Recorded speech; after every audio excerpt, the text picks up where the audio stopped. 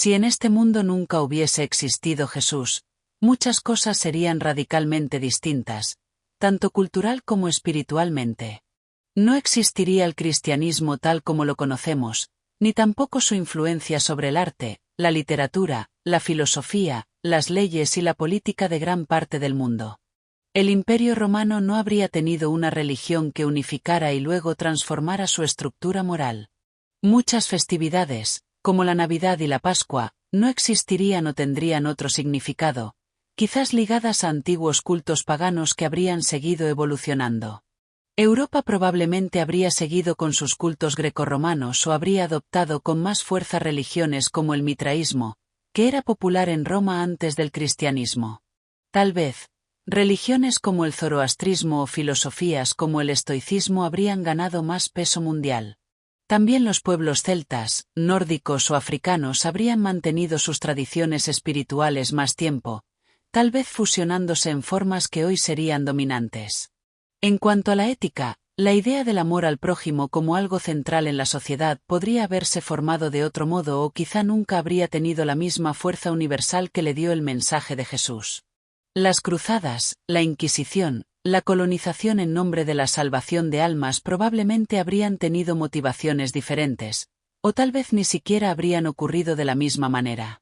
Quizá hoy habría un mundo más politeísta, o uno dominado por una versión muy distinta de lo que entendemos como religión organizada. La espiritualidad individual podría ser mucho más libre y ligada a la naturaleza, o, por el contrario, podría haber surgido algún otro gran líder espiritual en su lugar que diera otro rumbo al alma humana. Así era el mundo antes del cambio. El mundo estaba en constante movimiento. Grandes imperios extendían sus dominios, las ciudades crecían, y las caravanas cruzaban desiertos infinitos llevando especias, telas, metales preciosos y relatos lejanos. Era un mundo saturado de dioses. Cada aldea, cada imperio, cada montaña tenía su espíritu, su guardián, su deidad. Los hombres no conocían un solo camino hacia lo divino, veneraban a Marte, a Isis, a Mitra, a Vishnu, a Baal, a innumerables seres invisibles que tejían, según creían, el destino de los vivos.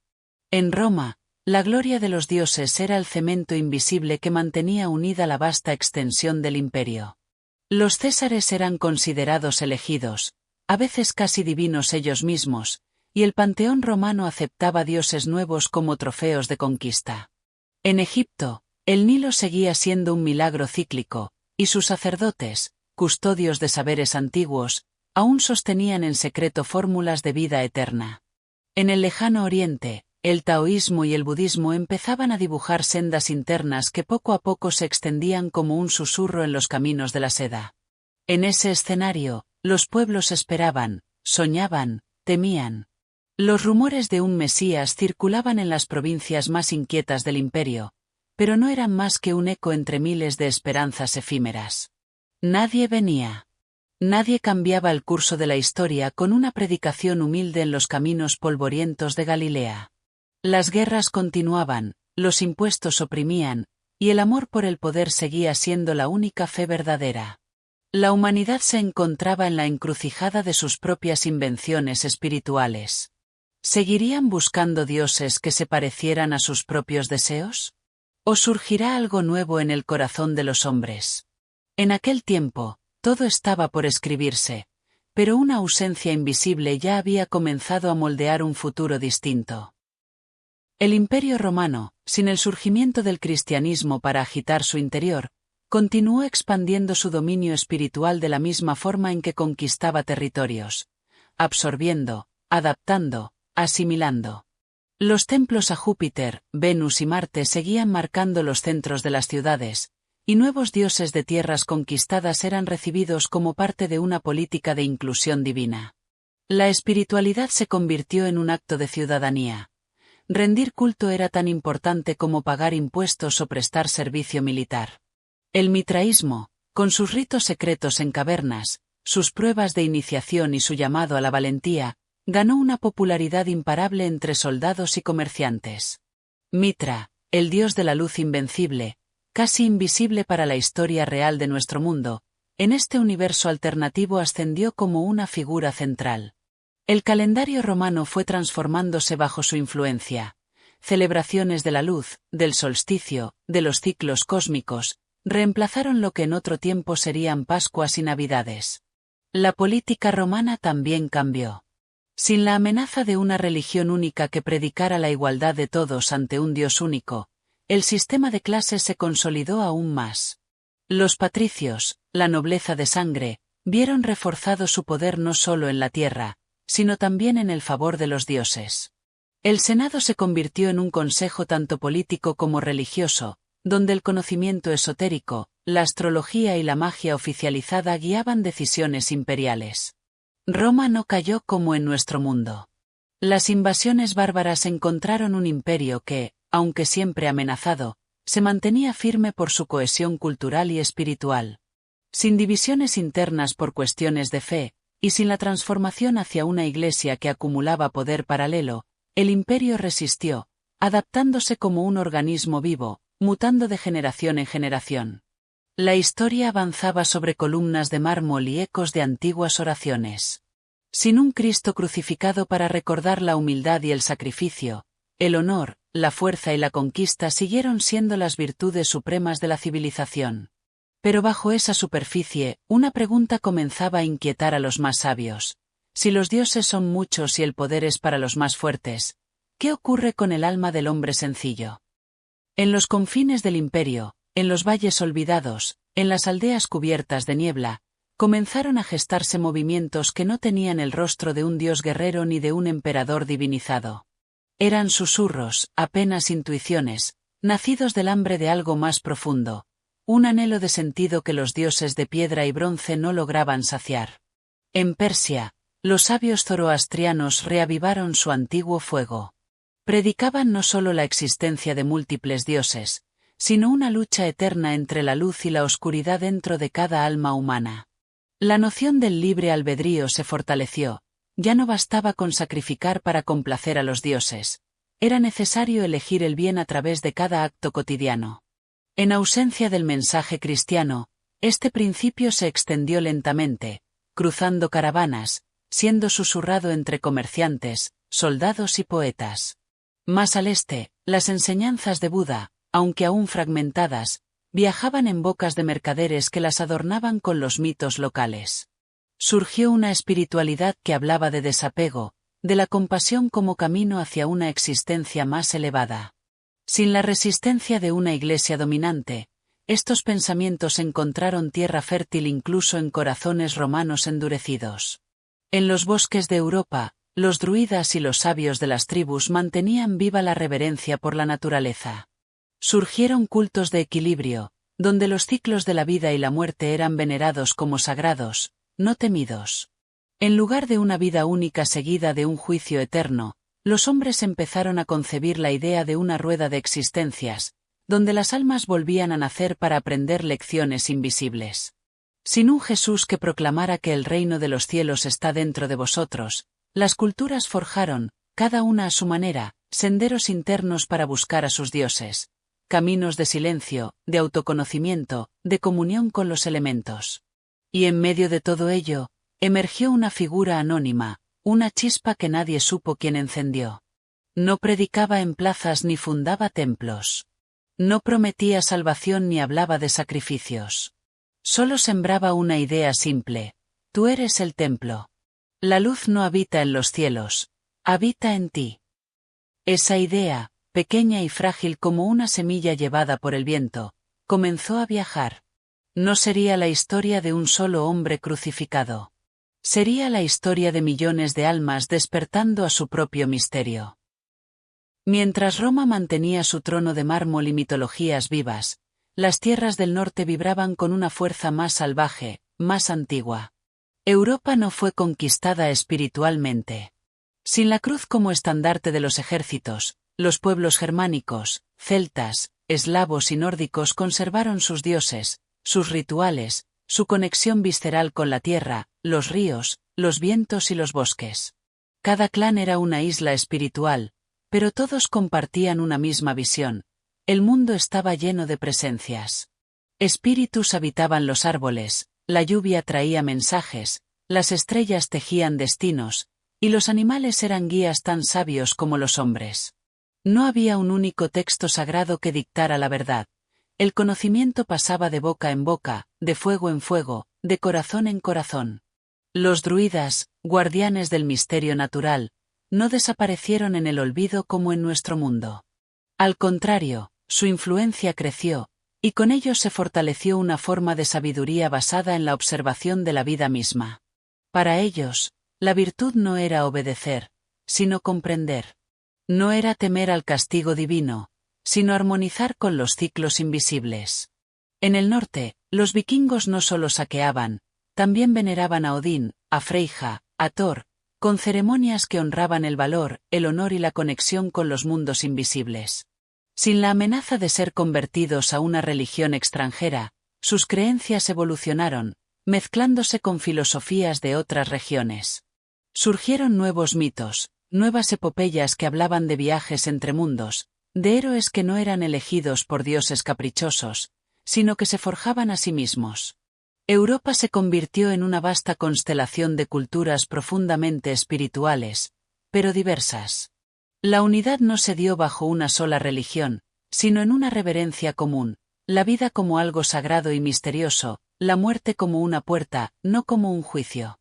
Sin concilios, sin papas, sin catedrales que apuntaran hacia un cielo cristiano, los bosques eran las catedrales, las montañas eran los altares, y el alma humana era el único templo verdadero. Pero en lo profundo de esta Europa vibrante, una pregunta persistía en el eco de las canciones y en el susurro del viento. ¿Puede el hombre vivir eternamente sin buscar un sentido único que unifique su corazón?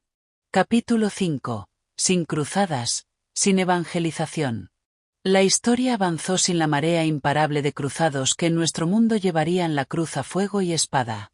No hubo llamados a liberar tierras sagradas, porque no existía una única tierra santa reconocida por todos. Cada cultura veía lo sagrado en su propio suelo, en sus propios ríos, en las piedras que sus ancestros habían tocado. El concepto mismo de guerra santa nunca se consolidó en el imaginario colectivo. Sin cruzadas, el flujo entre culturas fue más orgánico, más caótico pero también más libre.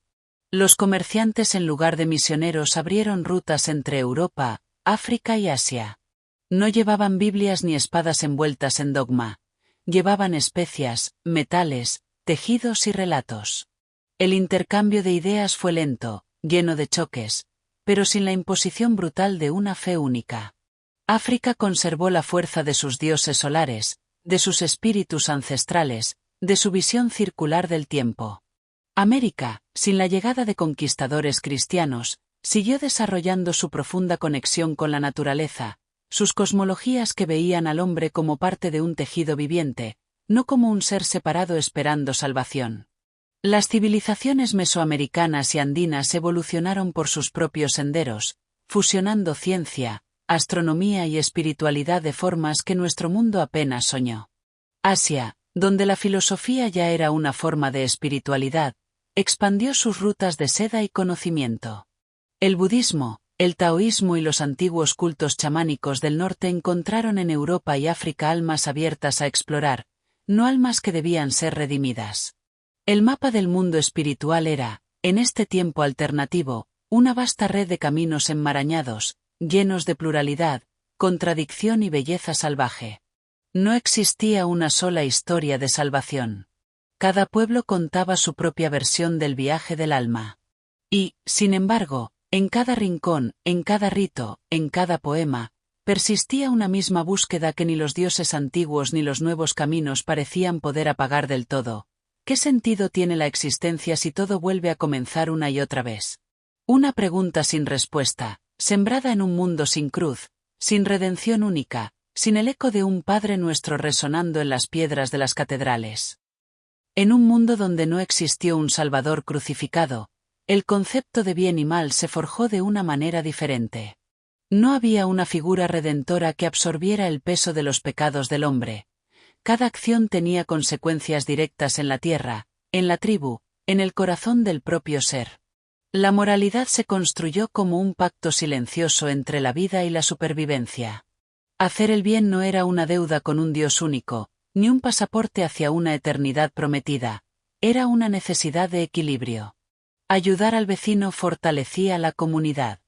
Respetar a los ancianos aseguraba el conocimiento. Honrar la palabra era sostener el tejido invisible que permitía a las familias, a los clanes, a las naciones, resistir el paso del tiempo. El mal no era tanto una rebelión contra la voluntad divina como una ruptura contra el orden natural. Robar, traicionar, matar sin necesidad, eran vistos como actos que desgarraban el equilibrio, que atraían desgracia no por castigo celestial, sino por la reacción inevitable del mundo mismo, como la roca que cae en el agua y genera ondas que alcanzan mucho más allá de su punto de impacto. Sin un mandamiento que prohibiera o dictara desde lo alto, surgieron códigos locales, éticas tejidas de la experiencia. En algunas culturas, la lealtad era la virtud suprema, en otras, la compasión, en otras, la sabiduría. No existía un bien universal, sino mosaicos de normas que, aunque diversas, compartían un mismo latido: preservar la vida, respetar el misterio de existir. Los poetas, los sabios, los guerreros y los sanadores no predicaban la salvación del alma por un sacrificio externo. Hablaban de la necesidad de vivir con dignidad, de morir dejando un eco honorable, de recordar que la vida era un préstamo breve del gran misterio. Y sin la promesa de un juicio final, sin un cielo o un infierno que pusiera fin a la historia, los hombres y mujeres de este mundo aprendieron a buscar la bondad no por miedo, sino por belleza. A comprender que cada acto bueno era, en sí mismo, una ofrenda al enigma de la existencia. Así, la moralidad en este mundo sin Jesús no fue un mandato, sino una danza frágil entre libertad y responsabilidad. Cada paso, cada elección, resonaba no en libros sagrados, sino en el viento, en la sangre, en el fuego de cada generación que se atrevía a preguntarse: ¿quién soy yo, si nadie me dice quién debería ser? Sin una iglesia que dictara los límites de lo aceptable, sin inquisiciones que quemaran libros y silencios que ahogaran ideas, el arte, la ciencia y la filosofía florecieron como selvas indómitas. No había un solo camino hacia la belleza, ni una sola forma de comprender el universo. Cada cultura, cada pueblo, tejió su propia expresión del misterio. La pintura no nació para ilustrar pasajes sagrados ni para glorificar mártires. Surgió como un homenaje a la vida misma, a la danza de las estaciones, a la muerte majestuosa de un animal cazado, a los rostros anónimos que dejaban su huella en el tiempo. En los muros de piedra, en lienzos de seda, en las tablillas de arcilla, los artistas no buscaban capturar el pecado ni el perdón, buscaban capturar la eternidad contenida en un instante. La música, liberada de la necesidad de alabar a un único Dios, se expandió en infinitas direcciones. No había coros de monasterios, pero había cantos tribales que elevaban la noche, melodías que imitaban el murmullo de los ríos, ritmos que acompañaban los rituales de siembra y cosecha, ecos que unían a los vivos con los muertos en celebraciones sin fin. La ciencia, lejos de ser perseguida, fue vista como una continuación natural del deseo humano de entender el misterio. La alquimia no fue demonizada, sino considerada una noble búsqueda. Los astrónomos no tuvieron que retractarse de sus descubrimientos, fueron celebrados como intérpretes de los signos celestes. Sin una doctrina que pusiera límites al saber, se descubrieron temprano los secretos de la anatomía, de la herbolaria, del movimiento de los astros. Y la filosofía, en lugar de encorsetarse en los dogmas de una verdad única, se expandió como un océano de preguntas. ¿Qué es el alma? ¿Qué es el tiempo? ¿Qué es la verdad? Pensadores de todos los rincones del mundo discutían en plazas abiertas, en caravanas, en mercados. No había temor de caer en herejía, había miedo, sí, de caer en la ignorancia, en la superficialidad, en la falta de asombro. La creación, en todas sus formas, se convirtió en un acto de reverencia ante lo desconocido. El arte, la ciencia y la filosofía no eran caminos separados, eran ramas del mismo árbol, extendiéndose hacia un cielo que no exigía fe ciega, sino una valentía feroz para seguir preguntando, soñando, buscando. Y así, en este mundo sin un Salvador, la mayor expresión de espiritualidad fue crear, descubrir y entender, no por mandato, sino por amor al misterio eterno que seguía latiendo en el centro de todas las cosas. En este mundo que nunca conoció a Jesús, los imperios no se dividieron en feudos gobernados por iglesias. No hubo edad media oscura bajo el peso de la religión única. En cambio, los reinos evolucionaron hacia federaciones de culturas, alianzas de pueblos unidos no por dogmas, sino por intereses, conocimientos y sueños compartidos. Roma, habiendo resistido su caída espiritual, se transformó en un consejo de naciones, uniendo territorios de Europa, África y el Mediterráneo bajo un sistema de pactos sagrados. El respeto por las tradiciones locales era tan importante como el comercio y la defensa. No había emperadores absolutos, sino un senado de sabios y representantes, donde las decisiones se tomaban a la luz de los fuegos ceremoniales que recordaban a todos su pequeñez ante el vasto misterio de la existencia. Asia, fuerte y expansiva, se convirtió en un continente de escuelas y ciudades-estado dedicadas al saber. En la región de lo que en nuestro mundo sería China, surgieron vastas universidades donde el taoísmo, el budismo, la astronomía y la medicina se fusionaron para formar nuevas ciencias de la vida y del espíritu. El honor no se medía en conquistas militares, sino en la cantidad de generaciones que uno lograba inspirar. África, intacta de colonización religiosa, se consolidó como un mosaico de civilizaciones brillantes, cada una con su propia interpretación de la energía vital que recorría toda forma de vida. Desde los desiertos hasta las selvas, el intercambio de saberes, plantas medicinales, tecnologías agrícolas y cosmovisiones creó un continente que se convirtió en cuna de nuevas filosofías y formas de arte. América, jamás conquistada por cruzados ni saqueada en nombre de dioses extranjeros, floreció en una red de ciudades de piedra y oro, no saqueadas, no olvidadas. Los pueblos mayas, aztecas, incas y muchos otros continuaron expandiendo sus ciencias, su arquitectura, su comprensión del cosmos, desarrollando una espiritualidad en la que cada elemento natural era un maestro silencioso. Y entre estos continentes, viajaban caravanas, barcos, rutas de intercambio de no solo mercancías, sino de preguntas. Las preguntas más valiosas eran las que aún no tenían respuesta. En este nuevo orden mundial, la guerra no desapareció. El deseo, el miedo, la ambición seguían habitando en el corazón humano. Pero la espiritualidad, la búsqueda del sentido, no era monopolio de ningún templo, de ninguna escritura sagrada. Era un campo abierto, donde cada alma caminaba con la pesada pero gloriosa tarea de encontrar su propia verdad. Un mundo vasto, plural, imperfecto, pero vivo de una manera que nuestro mundo real apenas llegó a imaginar. América, en este mundo alternativo, no fue descubierta ni invadida por ansias de cruzadas ni por la ambición de expandir una fe única. Sus pueblos no fueron diezmados por espadas ni enfermedades traídas del otro lado del océano. Su historia siguió su propio curso, libre de la cicatriz de la colonización religiosa. Los mayas no desaparecieron en la niebla de las junglas.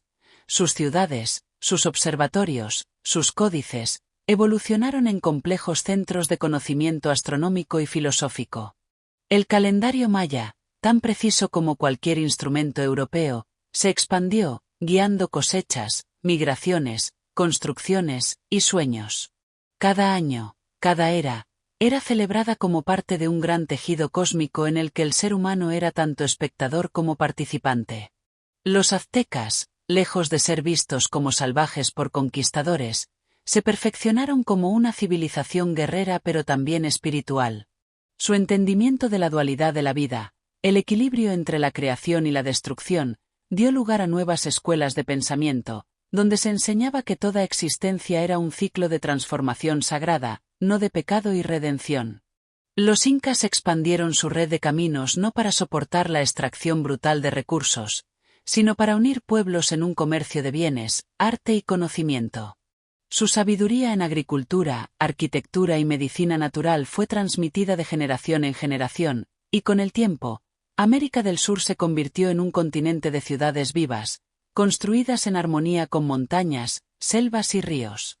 La espiritualidad en América evolucionó en muchas formas, no basada en un solo Dios omnipotente, sino en una red infinita de seres, fuerzas y símbolos. El jaguar, el águila, el cóndor, el maíz, el sol, la luna, las estrellas, Todos eran parte de un gran relato viviente. No existía la necesidad de redención, porque el pecado original no había sido sembrado en sus corazones. No había culpa heredada, ni castigos eternos, solo la comprensión profunda de que la vida era un préstamo que debía ser honrado, no redimido. Con el tiempo, América habría desarrollado sus propias rutas hacia los otros continentes. No como conquistados, sino como maestros. Sus mapas del cielo, sus teorías del tiempo, sus medicinas naturales habrían transformado el saber humano de maneras que, en nuestro mundo real, quedaron enterradas bajo siglos de olvido. Y quizás, en este mundo, el corazón humano, libre de la carga de buscar la salvación externa, habría encontrado algo aún más raro y más brillante: la redención en el acto mismo de vivir en equilibrio con el misterio. No por miedo a un castigo eterno, no por la promesa de un paraíso distante, sino por la belleza inmensa de estar vivos en un mundo que, aún sin salvadores, seguía siendo sagrado. Al no haber sido saqueadas sus riquezas naturales, el oro, la plata, las esmeraldas, los bosques, el maíz, la papa, el cacao, las civilizaciones americanas habrían tenido el tiempo y los recursos para evolucionar internamente, desarrollando una economía sólida basada no en la extracción brutal sino en el equilibrio entre la abundancia y la preservación.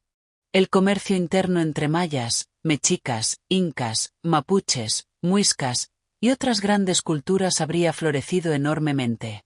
La vasta red de caminos incas, el Cuapac Ñan, habría crecido, conectando no solo los Andes, sino también extendiéndose hacia el norte y el sur, formando una autopista continental de mercancías, saberes, animales domesticados y plantas medicinales.